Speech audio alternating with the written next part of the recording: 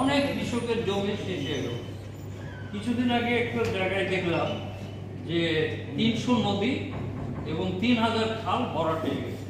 তাহলে আমার যে প্রাকৃতিক যে বৃষ্টিটা এটা কোথায় যাবে, বা এটা ধারণ পানিটা কোন জায়গায় যায় তার স্থান পাবে?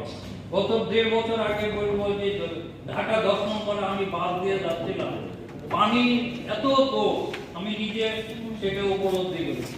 পানিটা যাবে কোথায়? এক সময় শুনে যে এইখান থেকে নাকি নৌকা চলবে, এই জায়গাতে পুরাতন যারা মানুষ বাস করে, তাহলে আমরা পানি ধারণ করার ক্ষমতা হারিয়ে ফেলছি।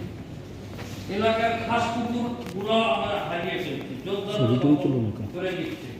আমি প্রবন্ধ কারো অনুরোধ করব যে এই খাস জায়গাগুলো যেন যোদ্ধাদের ভিড় না দিয়ে এটা যেন উন্মুক্ত থাকে। উন্মুক্ত থাকলে কি হবে, এটা দরিদ্র কৃষকরা ওই পানিটা ব্যবহার করতে পারবে। আগে আপনারা জানেন অনেকে পুকুরের পানিতে ভাত রান্না করে, পুকুরের পানিতে গোসল করা যেত, এখন কাপড়ও কাচা যায় না।